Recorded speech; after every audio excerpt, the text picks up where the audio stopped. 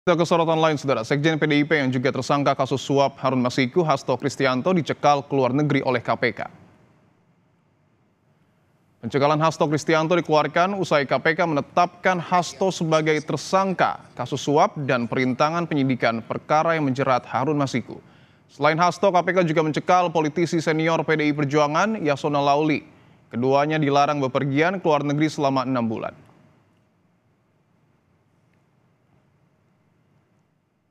Komisi Pemberantasan Korupsi telah mengeluarkan surat keputusan nomor 1757 tahun 2024 tentang larangan bepergian ke luar negeri terhadap 2 orang warga negara Indonesia, yaitu YHL dan HK. Larangan bepergian ke luar negeri ini terkait penyidikan dugaan tindak pidana korupsi, pemberian hadiah atau janji terkait penetapan anggota DPR RI terpilih 2019 sampai dengan 2024. Tindakan larangan bepergian ke luar negeri tersebut dilakukan oleh penyidik karena keberadaan yang bersangkutan di wilayah Indonesia dibutuhkan dalam rangka proses penyidikan. Presiden ke-7 Republik Indonesia Joko Widodo merespons penetapan tersangka Sekjen PDIP Hasto Kristianto. Disinggung soal namanya yang masih dikaitkan dengan kasus itu, Jokowi menjawab santai. Ia menegaskan dirinya sudah purna tugas. Jokowi meminta hormati seluruh proses hukum yang ada. Pak Hasto kan ditetapkan sebagai tersangka di KPK ya Pak, tapi nama Bapak itu masih disangkut pautkan atas tersangka ini. Hormati seluruh proses hukum yang ada. Tapi nggak apa-apa Pak, nama-namanya dicatut Pak, masih dibawa-bawa Pak. Nama Pak Jokowi sama keluarga masih dibawa. Juga purna tugas pensiunan nggak tahu.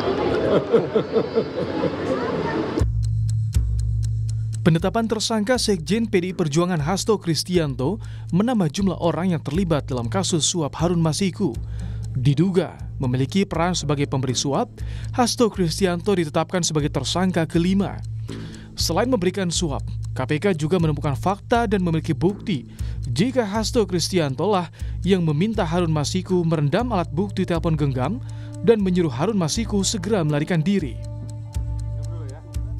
Bahwa pada tanggal 8 Januari 2020 pada saat proses tangkap tangan oleh KPK, Saudara HK memerintahkan salah satu pegawainya di Jalan Sultan Syahrir yang biasa digunakan sebagai kantor untuk menelpon kepada HM dan memerintahkan supaya merendam HP dalam air dan segera melarikan diri. Bahwa pada tanggal 6 Juni 2024, sebelum Saudara HK diperiksa sebagai saksi oleh KPK, Saudara HK memerintahkan kepada salah satu pegawainya untuk menenggelamkan HP yang dalam penguasaan pegawai tersebut agar tidak ditemukan oleh KPK. Merespons uraian peran yang disampaikan Ketua KPK atas penetapan tersangka Hasto Kristianto, PDI Perjuangan bersikap. Tim hukum PDI Perjuangan menduga penetapan tersangka Sekjen Hasto Kristianto syarat muatan politis. Alasan sesungguhnya dari menjadikan Sekjen DPP PDI Perjuangan sebagai tersangka adalah motif politik. Terutama karena Sekjen DPP PDI Perjuangan tegas menyatakan sikap-sikap politik partai menentang upaya-upaya yang merusak demokrasi, konstitusi, juga terhadap cawe-cawe penyalahgunaan kekuasaan atau abuse of power di penghujung kekuasaan mantan Presiden Joko Widodo. Upaya hukum tengah disiapkan PDI Perjuangan untuk menghadapi penetapan tersangka Hasto Kristianto oleh KPK. Sementara KPK mengaku siap jika PDIP melayangkan gugatan pra-peradilan demi membebaskan sekjennya. Tim Liputan Kompas TV. Menindaklanjuti penetapan tersangka Hasto Kristianto di kasus Harun Masiku, KPK mencekal Hasto dan Yasona Lauli. Apa alasan KPK juga mencekal Yasona? Kita tanyakan pada jurnalis Kompas TV ini Putu Trisnanda. Putu, selamat malam. Putu, jadi apa alasan KPK mencekal Yasona? Kaitannya apa dengan kasus Hasto Kristianto?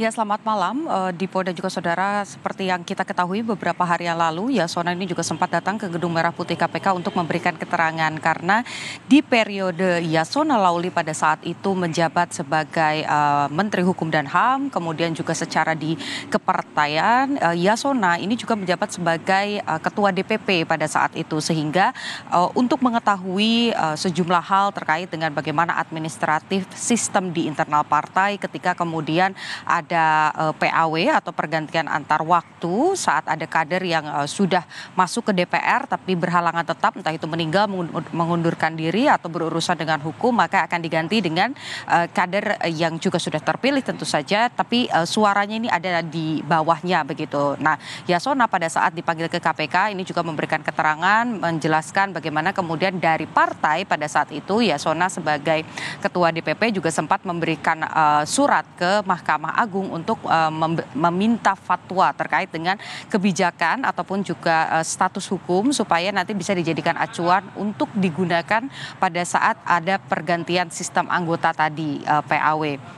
Selain itu juga pada saat memberikan keterangan, Yasona ini juga ditanya soal keberadaan dari Harun Masiku, bagaimana keluar masuk di Indonesia, kemudian pencekalannya dan lain sebagainya, sehingga pada saat ini memang yang dinyatakan sebagai tersangka baru Hasto Kristianto saja sebagai tersangka kelima dalam kasus Harun Masiku begitu, tapi Yasona Lauli ini masih berstatus sebagai saksi. Hanya saja kalau mendengar bagaimana pernyataan dari juru bicara KPK, Tessa Mahardika menyampaikan bahwa memang dalam rangka proses penyidikan ada hal-hal yang dibutuhkan, termasuk salah satunya adalah memeriksa saksi, meminta keterangan dan lain sebagainya untuk kemudian membuat proses penyidikan ini efisien dan efektif. Kata KPK, maka dikeluarkan pencekalan supaya baik itu Yasona Lauli ataupun juga Hasto Kristianto ini tetap berada di dalam negeri, dan ketika penyidikan ini berlangsung butuh keterangan dan lain sebagainya, ini bisa kemudian dipanggil dengan mudah ke Gedung Merah Putih KPK untuk dimintai keterangan. Seperti yang juga sudah disampaikan oleh Dirjen Imigrasi bahwa seperti klaim dari KPK juga sesuai dengan surat yang sudah ditandatangani resmi tertanggal 24 Desember atau tepatnya pada Selasa malam, baik itu Yasona dan juga Hasto ini tidak bisa bepergian ke luar negeri karena sudah dicekal selama 6 bulan ke depan. Tadi juga saya mencoba mengkonfirmasi begitu ya ke pihak imigrasi ataupun juga Dirjen Imigrasi dan Pemasyarakatan, memang selain Hasto kemudian juga ada Yasona Lauli, pada bulan Juli lalu juga ada pencekalan yang sudah dikeluarkan atas nama kader PDI Perjuangan juga, yakni Doni Tri. Ini sebetulnya merupakan kuasa hukum begitu, tapi diduga Doni Tri ini juga terlibat dalam kasus ini, kemudian membantu proses yang dilakukan antara Harun Masiku kemudian juga mantan petinggi KPU Wahyu Setiawan begitu ya, sehingga ini juga dicekal. Jadi kalau kita lihat dari 6 bulan dari bulan Juli, artinya pencekalan Doni ini tinggal 1 bulan lagi. Belum ada keterangan secara resmi apakah dengan dicekalnya Yasona dan Hasto maka pencekalan dari Doni Tri ini ditambah lagi atau diperpanjang karena tinggal 1 bulan lagi. Jadi kita masih menanti.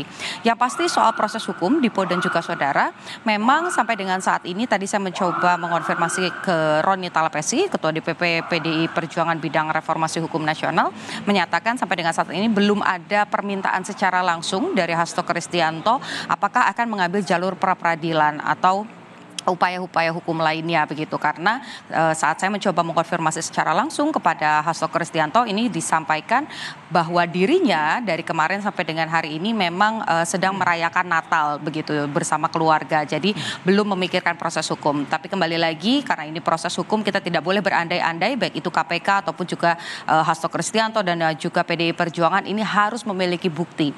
KPK sebut punya alat bukti yang kuat, PDIP sebut ini kriminalisasi. Mana yang betul kita kembalikan lagi terkait dengan bukti-bukti yang bisa disajikan kedua belah pihak, tinggal nanti majelis hakim yang akan menentukan siapa yang memang betul, apakah kriminalisasi atau memang ada pelanggaran hukum yang terjadi. Dipo. Kita tunggu proses hukum selanjutnya yang tentu masih akan terus didalami oleh Komisi Pemberantasan Korupsi. Terima kasih Niputu Trisnanda atas laporan Anda langsung dari Gedung KPK Jakarta.